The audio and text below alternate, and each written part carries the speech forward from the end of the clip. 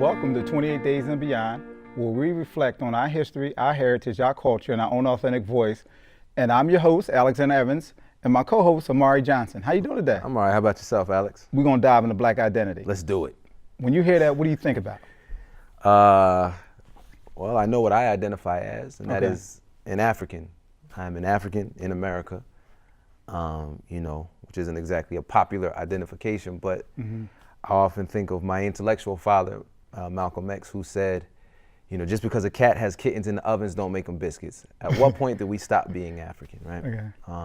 What about yourself? How do you identify? I identify with Black. Yeah. And I think the intercultural exchange at times, when you look certain ways and you speak certain ways, people attribute behavior with ethnicity. So for instance, in our interculture, meaning Black culture, right, people say you're not Black, right, predicated on how you behave as opposed to what your ethnicity is. And at times we get confused on our cultural context that you can be of the same ethnic or tribe, but behave differently, and then you're not authentically Black. So what's the difference between a culture and an ethnicity Culture is in based, this context? Well, culture is based on norms and behaviors that exist within All that right. culture, right? You cannot be, your ethnicity cannot be a contributor to behavior because that's something genetic. Exactly. Right? That's, Well, arguably genetic, but right. Well, yeah. So somebody can say you're not Black, and they may not be referring to your ethnicity. They may be referring to your cultural values, practices, or behaviors. But then they won't say you're not Black. They will say, they'll use different language when Like it comes what? to that. Like what? Like, what they say stuff like you ain't a real brother. Like, now I know where the Real Brother book is at, but Oh, you know where it is?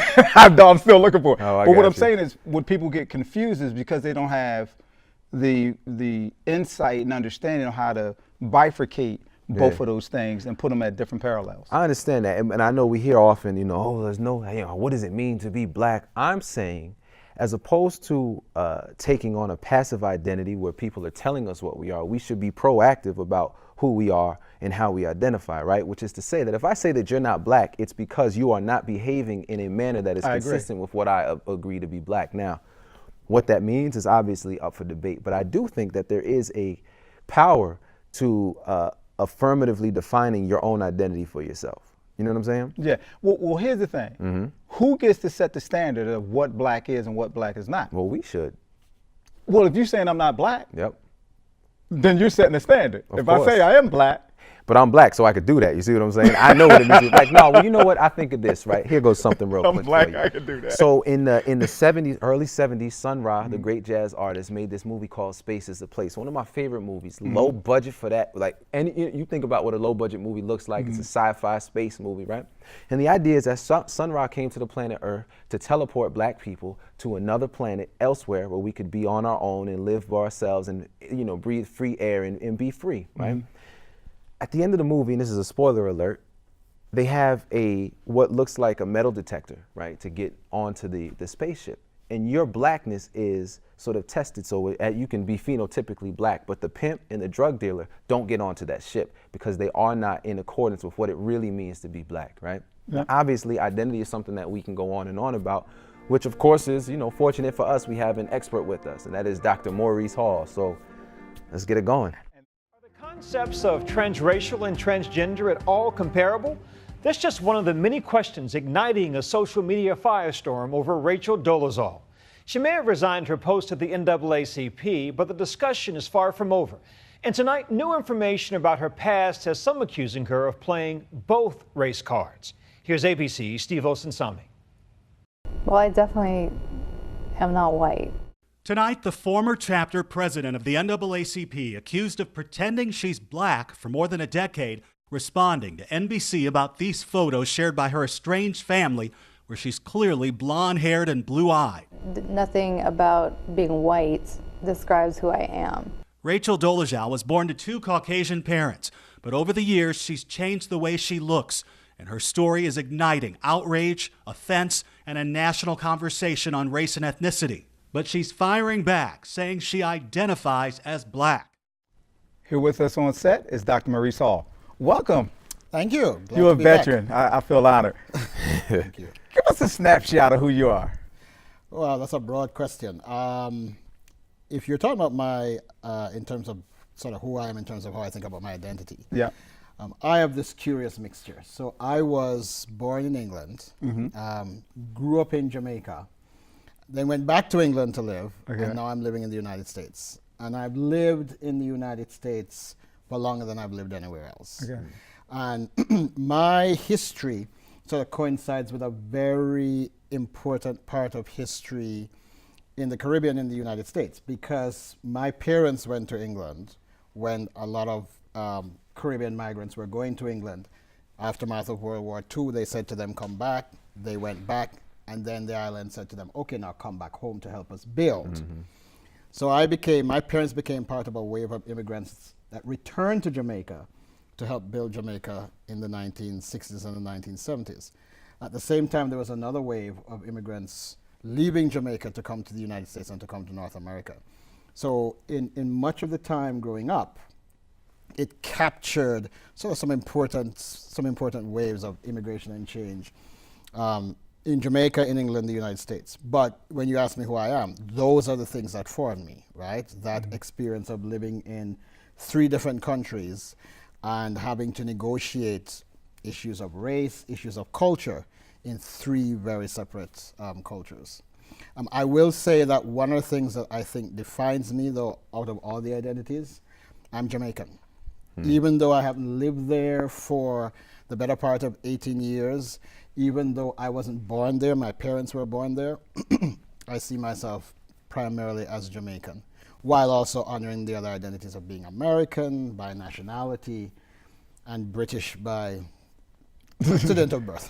Now, does that Jamaican identity imply a racial identity, or? So I was listening to you both talk a little bit earlier, and I think identity is very complex because it's shifting and it's multiple. Right.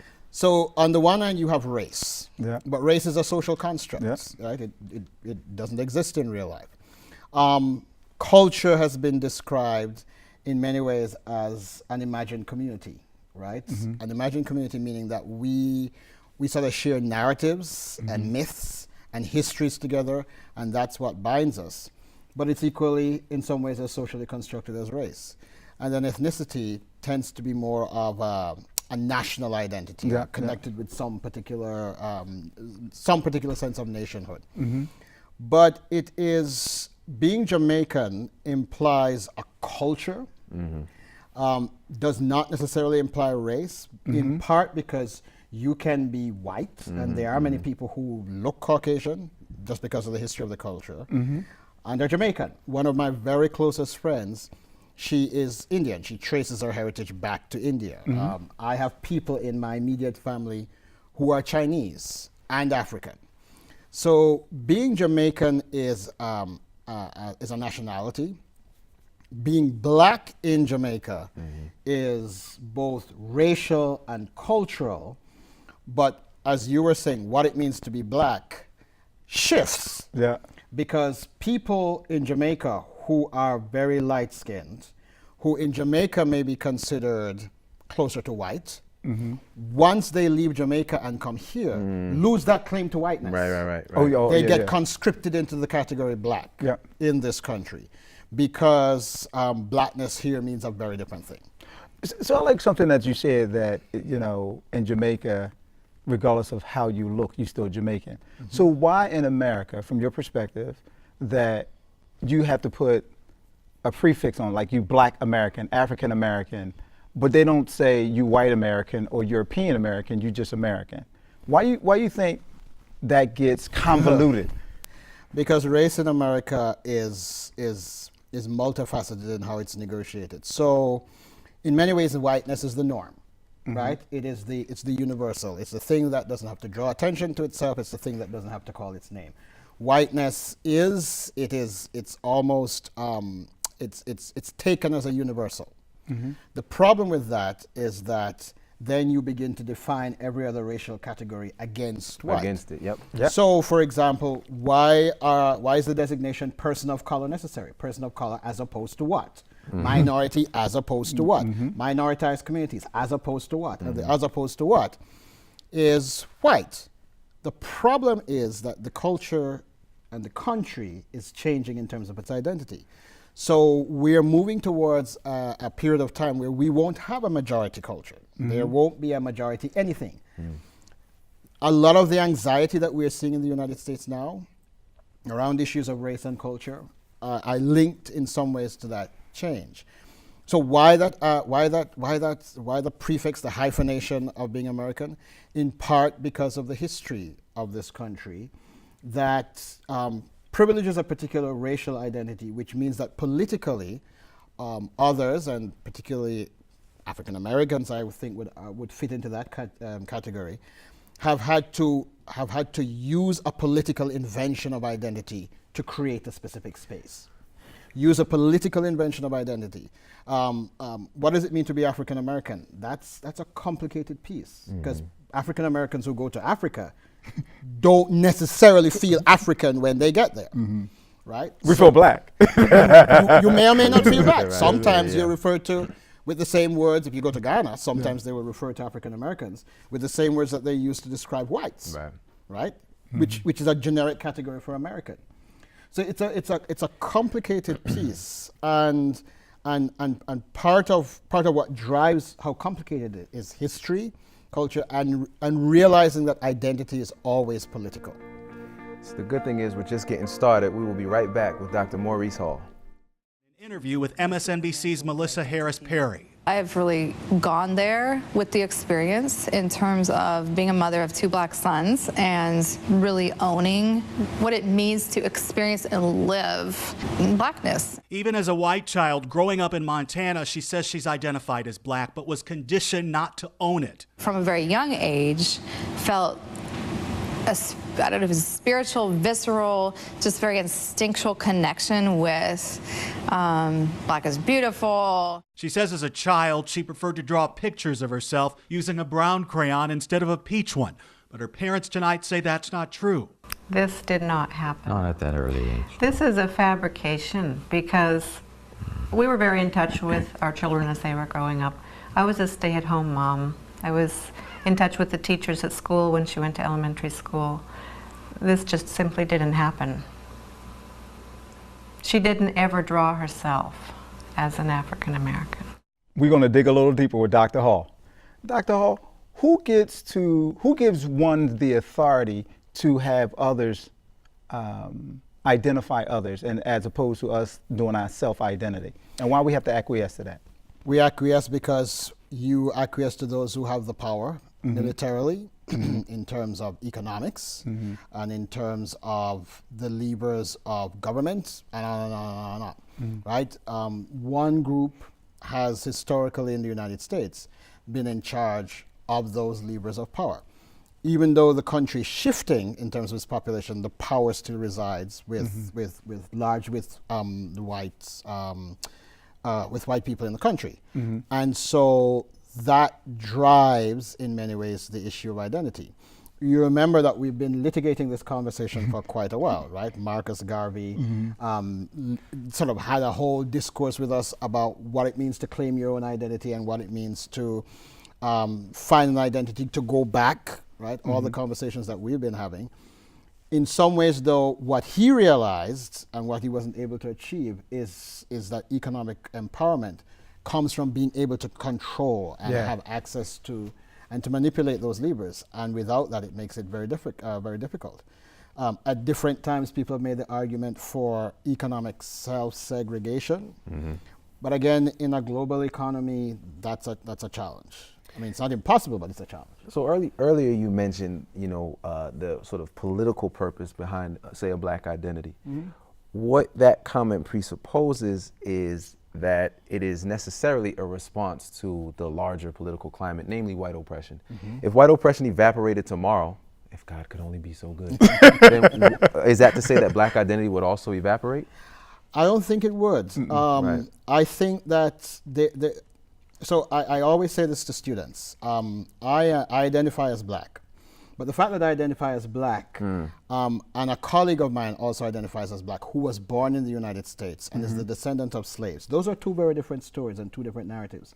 Growing up as I did in Jamaica with the background, history, and culture that I did in Jamaica gives me a perspective that is different from someone who grew up here in the United States. And part of what I hear friends and colleagues who are African Americans telling me is that there is an interruption that can't be repaired. There's a breach that can't be undone because the history became violently interrupted at a particular point. And what that means is that people often, I hear, see themselves as being in a land that they did not necessarily choose to come to, but must make a way now. Many people over history find that they see themselves as part of being in the United States because of history. But it's still a complicated relationship because of the history of how people came here. So even if there was a change in economic circumstances, how do you identify what the history of your people is? And that moniker, African American, I think is in part an attempt to connect the history of a people now to a mythical community, right? I don't mean mythical in the sense of it doesn't exist, but to a narrativized community that makes sense. African American is about a narrative that you're trying to. But we also know that white America is just as much a mythicized identity. Yes, it is. Right? Now, at the risk of getting too academic, there was an old professor of mine by the name of David Scott who would say that global African people, the African diaspora, is what he calls a discursive community. That what brings us together is not that the Jamaican has had the same experiences, but that we have certain, what he calls the stuff of our history. There are pillars that we are involved in a constant conversation. One is Africa, and the other is the process or the experience of enslavement. That it's not so much that we have to agree and that we have to be unified in our view, but the fact is we've had experiences and that we can debate and we can know what the terms of that debate are is what really brings us together. I think you're absolutely right. I think it's unrealistic to think that any group of human beings are going to agree on everything and see everything in the same way. But I'll give you an experience. Last summer, I was in South Africa in a township just outside of Cape Town, and had this amazing conversation with a group of young South Africans who were talking about being on Facebook and other social media, having conversations with African American young people about police brutality. Because for young South Africans, they have grown up in a country where many of the rights that were fought for by Nelson Mandela it's about precarious, and there's lots of unrest in that country because of that. They were having, in many ways, some of the same experiences, charged experiences with the police as young people are having over here. So that diasporic conversation that happens through social media, and interestingly enough, happens through music. There are ways in which music, whether it's music like reggae, dancehall, rap, is transnational and connects communities in overt ways and in underground ways that are very powerful and connect shared experiences because it speaks in many ways to shared stories.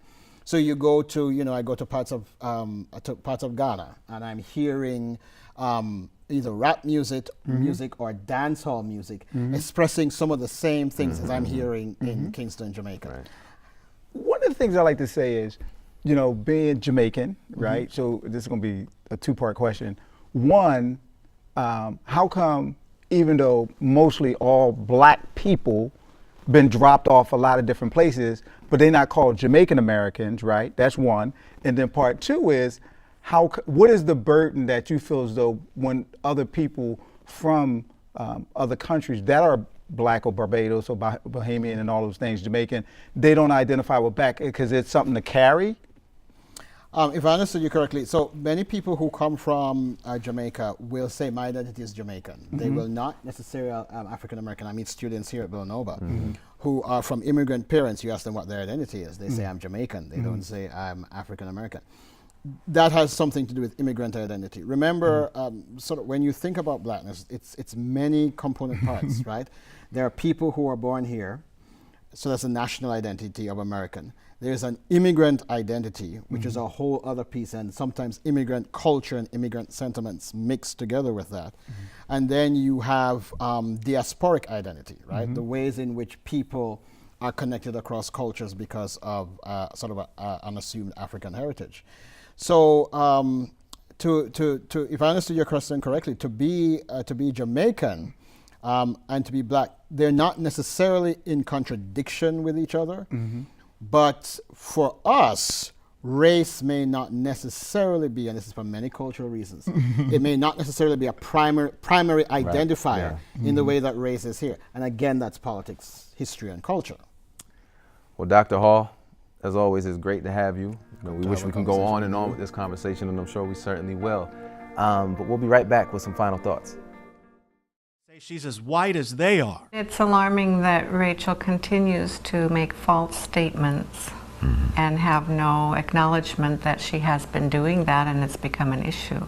The way she styles her hair, what some see as the tan in her skin, and her deep dive into black academia have many tonight suggesting she's an ethnic fraud. Here she is speaking at a civil rights rally. Like Maya Angelou says, you know, through all of the struggle, through all of the pain, we still rise. Are you a con artist? I don't think so. She walked away from the NAACP Monday, resigning from her leadership position in Spokane. Colleagues, co-workers, and many others in the black community are saying her explanations aren't enough. Your actions speak much louder than your words. If you didn't want to be a liability to the cause, you would have came clean from the beginning. You would have told the truth from the beginning, and people would have accepted her. The controversy blew up when she was caught on camera, unable to answer a simple question. Was she black or white? Are you African American? I don't understand the question of, I did tell you that, yes, that's my dad. And he was unable to come in January. Are your parents, are they white? We're back with our final thoughts. Wow, that was a powerful segment. What are some of the thoughts that came to mind? I know. You know, one thing I wish if we would have had more time, we could have gotten into a lot of great thinkers. But you know, W.E.B. Du Bois talked about this idea of double consciousness, right? That black people, what do you say? One ever feels his two-ness, an American, a Negro, two warring ideals in one dark body whose dogged strength alone keeps it from being torn asunder. You like how I got that off top? But the idea was, we are told that we have to be one thing, American, but we know that we are also something else. He spent his entire life, and he lived into his 90s, trying to resolve this fundamental conflict. And then that ultimately he concluded that it was irreconcilable, that we could never be American. What do you think about that? Well, it's so much mental gymnastics that we have to go through just to claim identity and what we identify with, because there has been a disconnected historical context and how we've been conditioned and indoctrinated based on who we were before we got on the boat and who we are now that we're off the boat, right? So what it does is it doesn't at times give us a sense of purpose and belonging, but yet we have to fit in all these kind of constructs just to make it, to navigate in America's landscape, which can cause some psychological warfare within yourself. So here's a question. Why are we so bent on fighting in this American psychological landscape? Because well, the thing is, when people say they want their country back, I'm sure if you ask the Indians, they would like to go back that far. So I would say, how far you want to go back? Two is, we have been contributors and inventors in this country, and why we always feel like strangers and pilgrims and visitors. So that whole complexity of dealing with that on a daily basis sometimes can be daunting. But what I'm really getting at is this idea that as long as we try to be something that we can never be, right? We will continue to live in this sort of what you call a psychological wasteland, right? That assuming a strong centralized identity, saying that we are free, just as we've had past guests and past shows talk about, creating your own institutions or fighting for what you believe to be right, I think is also something that we need to be more focused on. What has America actually given us that is something that we would like to stake, make a claim on? Besides the fact of what America has taken from us. That's a different conversation. But unfortunately, we've run out of time here on 28 Days and Beyond, where we reflect on our history, our heritage, and our culture. Until next time, peace, but only if you're willing to fight for it.